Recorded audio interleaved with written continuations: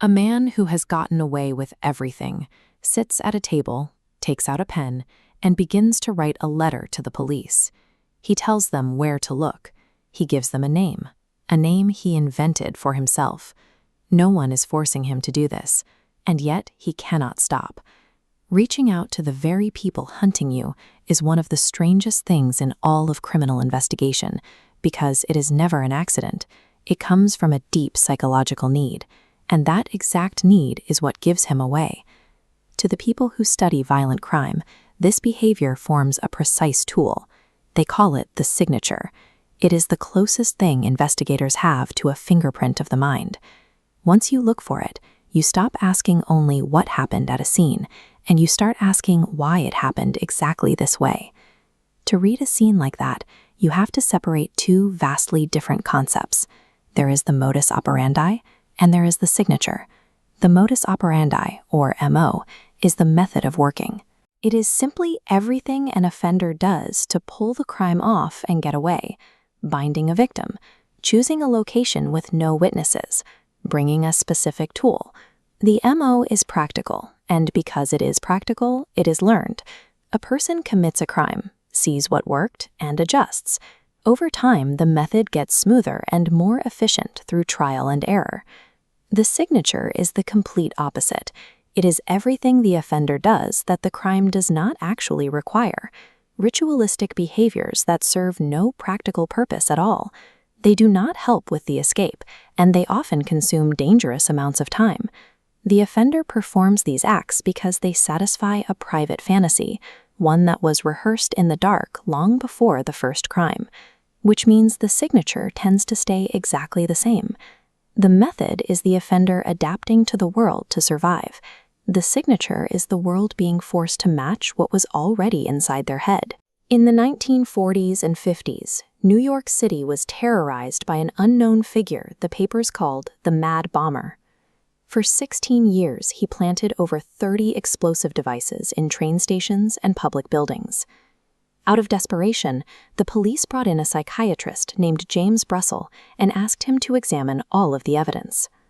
Looking at this typewritten letter sent by the bomber, Brussel studied the obsessive language, the formatting, and the highly specific complaints. From these details, he built a profile. He described a self-educated, unmarried man in his 50s, living in Connecticut, nursing a private grievance against a particular power company. Brussel even predicted the kind of buttoned, old-fashioned suit the man would be wearing when caught.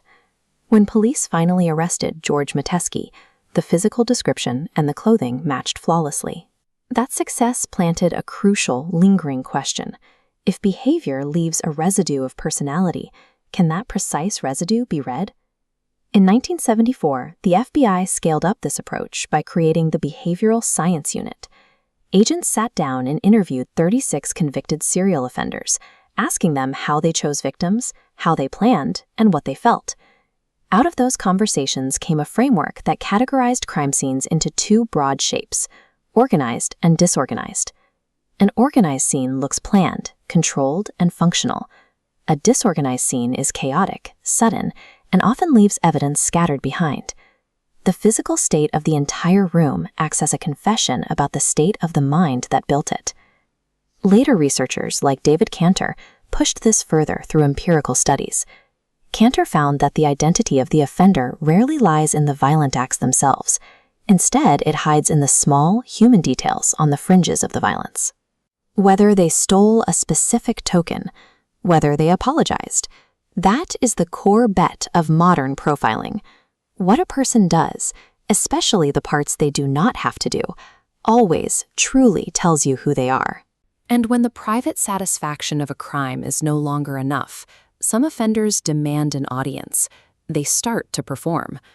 To understand that performance, investigators look for two distinct behaviors: staging and posing.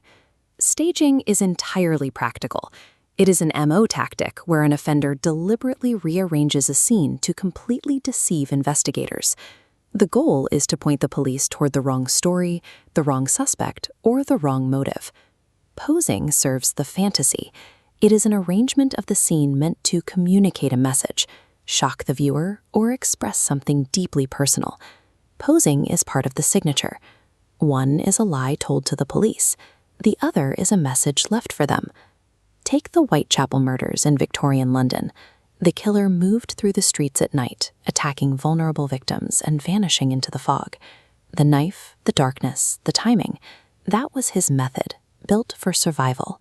But the shocking display of the victims and the extreme mutilation that went far beyond what was needed to take a life served no strategic purpose. That was posing, the fantasy refusing to stay hidden. To decode patterns like this, analysts break crimes into phases. They look at the antecedent, or the trigger before the crime, the method and manner of the violence, the disposal of the evidence, and finally the post-offense behavior.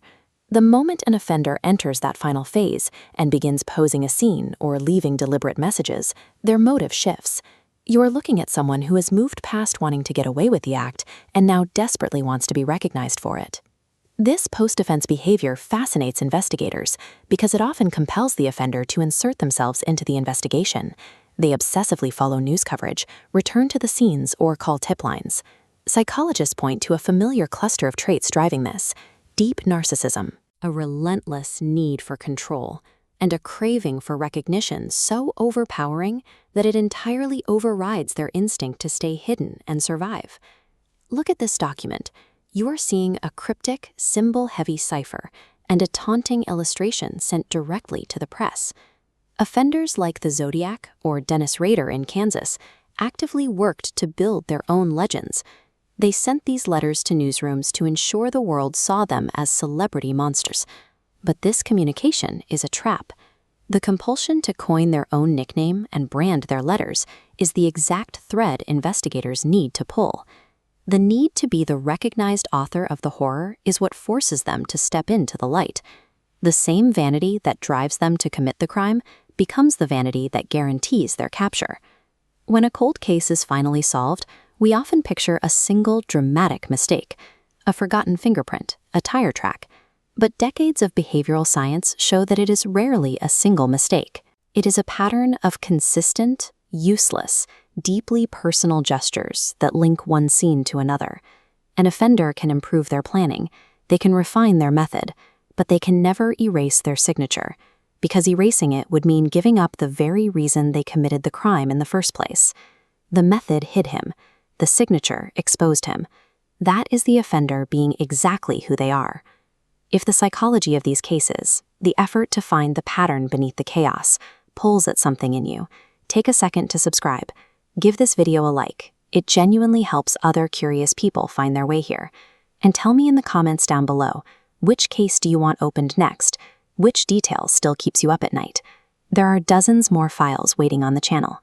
Go explore them, get lost for an hour, and let the map lead you somewhere strange. Stay curious, stay careful. The method might hide the criminal, but the signature always tells the truth. I will see you in the next one.